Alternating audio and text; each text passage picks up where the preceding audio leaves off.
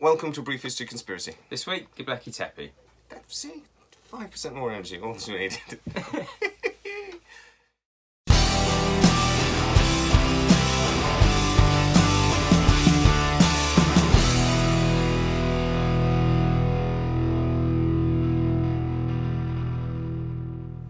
So yes, please, if you're new to the channel, please consider liking and subscribing. It really does help us. Right, so this week in the chronology, we are still around 9600 BC, going through till about 8000 BC. Yep. So what is Gobekli Tepe? It's an ancient site, containing monolithic blocks found in Turkey. It's in more the about Anatolia it's region. another instance, isn't it, about our ancient ancestors really liked getting really heavy rocks, moving them, and then standing them up. Yeah. They were obsessed with this. I think the reason why this caused so much excitement is when a fellow called Klaus Schmidt in 1996 discovered these. Beforehand, we were kind of aware of it from the 1960s, but they didn't realise what it was.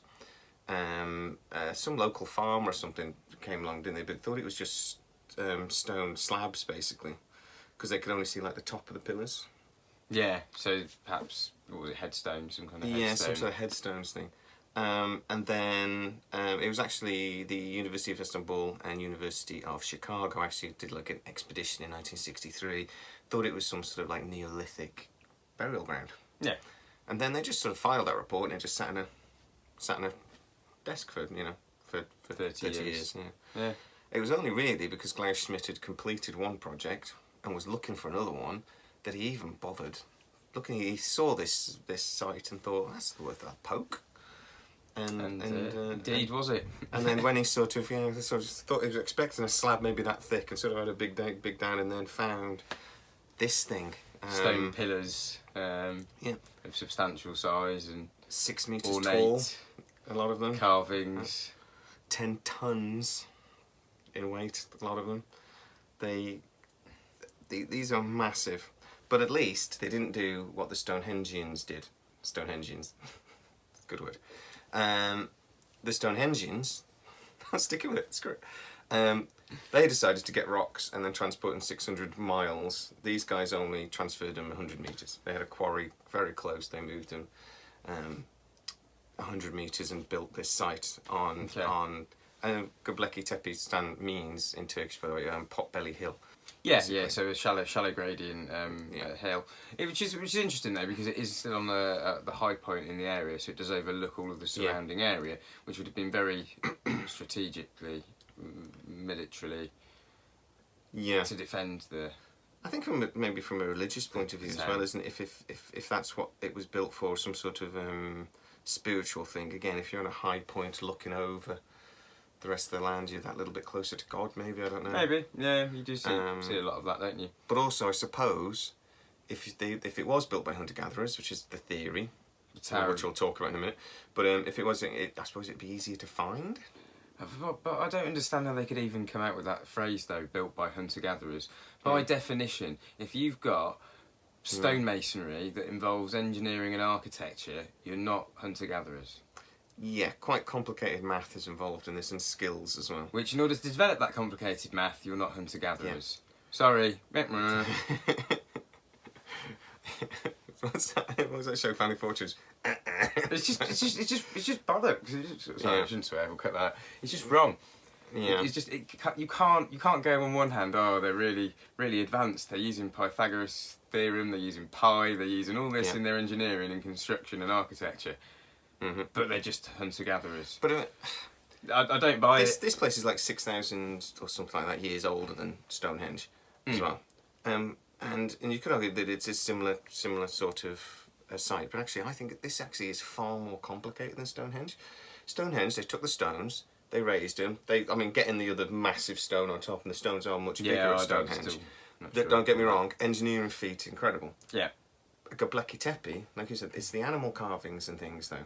And these are three-dimensional. They're not just carved into the rock. Some of them are very intricate.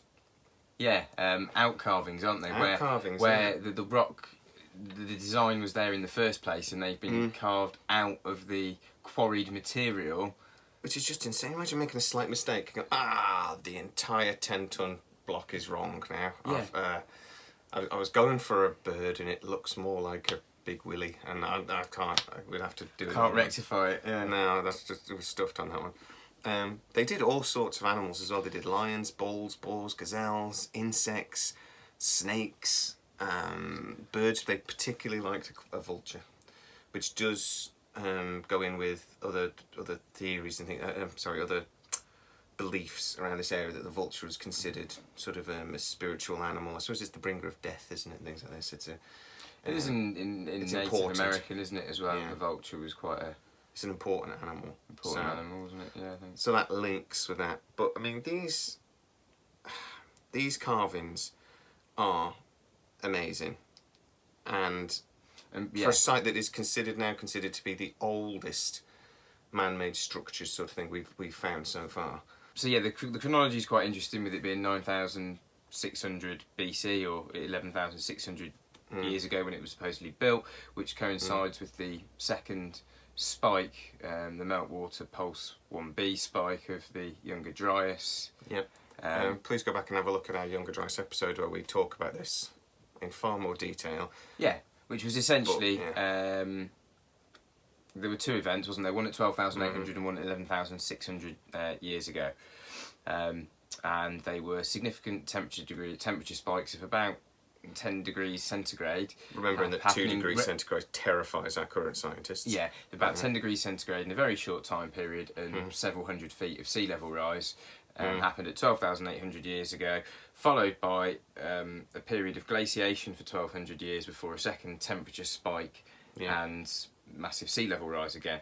And Gobekli Tepe appears to have been built right at the equinox of that event, don't perhaps just after that event. Perhaps they are the survivors of a lost civilization that had to rebuild. Well, this is one of the Gobekli beliefs that Tepe. Graham Hancock has, isn't it? These things, Atlantis, or a civilization that we now call Atlantis, was potentially lost in this period, and this was like a reset.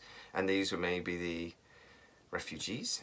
Yeah. Which would explain how they knew how to build this. And they seem to want to build something as well that would last, forever, sort of thing. They wanted to build a marker of some sort.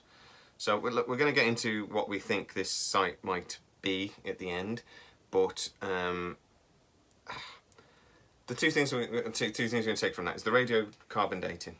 For one, you can't radiocarbonate rock. We don't know when the rock was cut.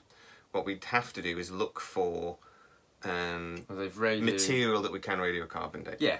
So in this case, it was a lot of carbon that was found. It was probably from fires, and we can radiocarbon date that because it's got to be alive, isn't it? Basically, it's organic material. Hydrocarbon, doesn't it? Yeah, you have to carbon date. So all that we actually know is that carbon was there at 9,600 BC. This site could actually be far older, as far as we know. We don't know for certain. They know that it was buried purposefully, don't they, as well? Rather than buried over time due to the carbon dating of the sediment. Yeah. I think, isn't it? Is it not changing? It doesn't change, yeah. That's the thing. From bottom to top, so they know that it was the radiocarbon dating that is because it also it's bone and all this sort of thing as well. They're pretty confident they know when this was buried. How old the actual site is, though, could be far older. I genuinely think if you've got a site and then it's left alone or whatever for a long time, and then another population comes in and starts setting fires and animals and things like this, you're going to radiocarbon date potentially to that second date, not necessarily the first date when it was constructed. So, I mean, we're going to talk about this with the pyramids. Of course. Yeah, I believe that's likely to have been done, and perhaps we've got later dates for certain things. Yeah, and if they cleaned up their fires better, if they cleaned up after themselves better, we'd have no way of dating this site at all, really. All they had to do was sweep up, and we'd have had no way of dating this site.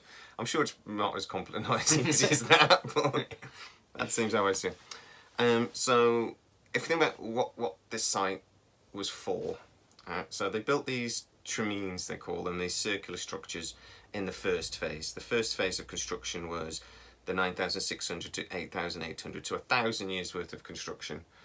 And they built these circular latrines. Right. And they would have a few of these pillars in a circle around it, with then two large pillars in the centre, sort of facing each other.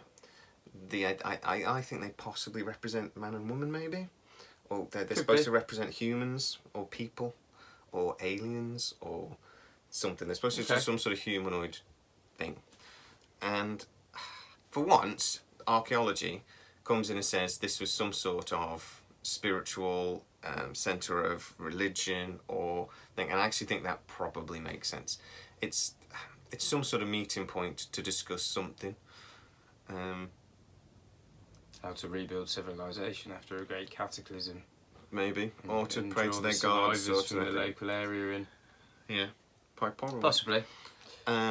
So the thing I find interesting though is they didn't just build one or two large ones of these things. They built 20 small ones. I've got to say, why? Why build so many of them? And I should say as well, only one or two of these things have been excavated. We know there's about 20 of them on the Potbelly Hill because of Ground penetrating radar and this sort of thing. So we know they're there, but they've not been excavated. So again, we don't know what could be found. We don't know what else is there. No. Then in the second phase of construction, 8,800 to about 8,000 BC, they started doing these square sites. With again, the pillars were still present, but these things, they had no windows, no doors. Okay. I don't quite know how they got in and out. But again, in this phase, we're going to talk about another city when we do another episode. And they used to go up and out through the roof. I'm thinking like this Cattle Hayuk. It's another place in Turkey. And it's the strangest site. It's so odd. They built the houses right next to each other. So there's no streets in between the homes. Right? Then they used to go up and through the roof and walk along the roof to sort of get in and move around. So the streets were sort of on the top of the site. Of the houses, okay, on top, yeah. Why would you build like that? It's difficult for a start. You're creating complications for yourself by building like that, and the only reason I can think of is it's a defensive measure. So what were they so afraid of that they built their homes like this? And this was around 7,500 BC. Is what they is the official date, but again it could be older. But it's an odd way of building, but they seem to have built a similar way of doing that in Gobekli Tepe. So it seems that around the 8,800 BC, they wanted their religious thing, but they also wanted almost like a sanctuary. They were almost like trying to protect themselves from something. What? Well, yeah. Well, that brings you on to another place in Turkey, doesn't it? Derinkuyu, the underground cave system that's got 10 levels, or so 10 or more levels, I believe. Kemakli and as well, has which is near it. Full ventilation shaft system in operation as well, where it brings air in from the surface to all 10 levels. And this was constructed geographically in a very similar area. Again, it's in Turkey. It's incredibly complicated to do, incredibly time consuming. And why do these people do this? They were supposed to still be roughly hunter-gatherers, but we couldn't do a better job today with building an underground city than Derinkuyu, probably. Not much. Well, I think the Americans are pretty good at building underground cities. Well, I suppose they're right. Yeah, they've been. But you have to do it in certain places, though. You have to go for deep underground military bases, DUMS they call them. Yeah, that's why I was. That's what they're all linked by maglev train.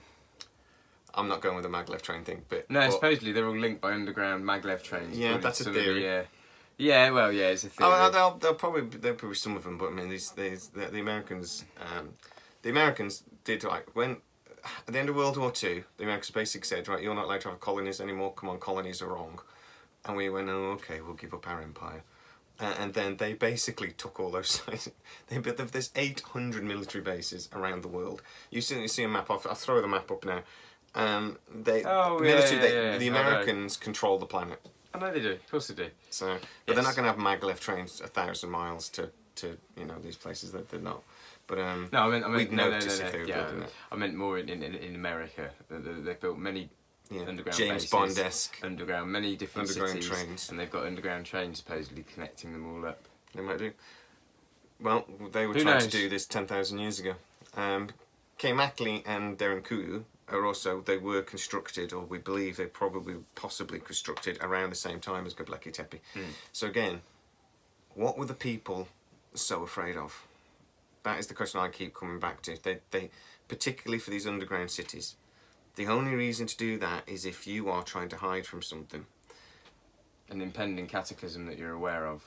Or a cataclysm that has happened that caused the Younger Dryas that you're afraid might happen and again. again. So you, after the first Younger Dryas event, you prepared for the second one almost. Maybe. Well, we know there were two Younger Dryas events about 100 years apart. So, I mean, they almost learned their lesson, didn't they? Like, geez. Yeah, but also, if there was... 1200.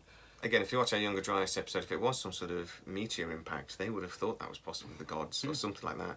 And there would have been a nuclear winter, potentially. Yeah. So this could have been built like this because they were still afraid. Quite possibly. Quite possibly. Should say that the Turkish region we're talking about as well at the time would have been woodland and would have been quite lush, because the Ice Age was still only just coming to an end. So that whole temperate region is pushed south. The rain, the winds that go around the planet would have been slightly pushed southerly. So this would have been a lovely place to live at the time. Hence the animals. Things they saw lions and bulls and gazelles and snakes but they saw these animals in there. One thing I'm wondering is, were they carving them because those animals were starting to disappear? They were starting to, the end of the Ice Age was coming. Maybe this site was, again, because you got to remember it was built over 1,000 years. Quite possible. Maybe this site was almost like a come back. Yeah, they could have carved some animals that were disappearing, or I don't know. I don't know whether the carvings show that they were definitively sort of disappearing species, but it no, possible. That's just me wondering. It's definitely possible. They were reverent with these animals were important to them. Important enough to, again, like I say, carve three-dimensional statues about them. Yeah. Also, in the second phase as well, they started doing a lot of these totem poles that were nearly 2 meters tall. Again, incredibly heavy objects. Yeah. That interests me, because then if we're talking about, this was obviously something that was important. Totem poles almost like trying to tell a story. We don't know what that story was. They're horribly worn and whatever. But this seems to be something that ancient civilizations again used to like to do. Yeah. Thinking about Native Americans famously, obviously, with their totem poles and their storytelling.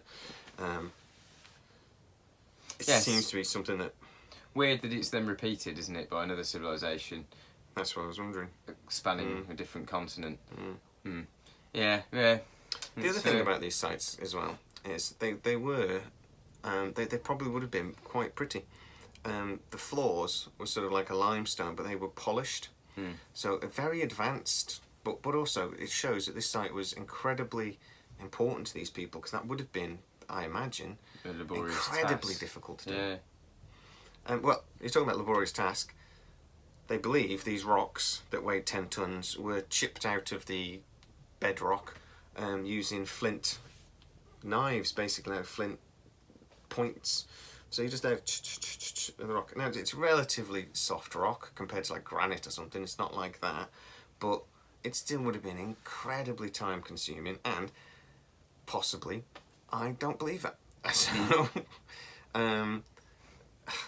these stones are incredibly straight, they're incredibly smooth in places, even now today, and it's supposed to have been chipped away by hand with little flint.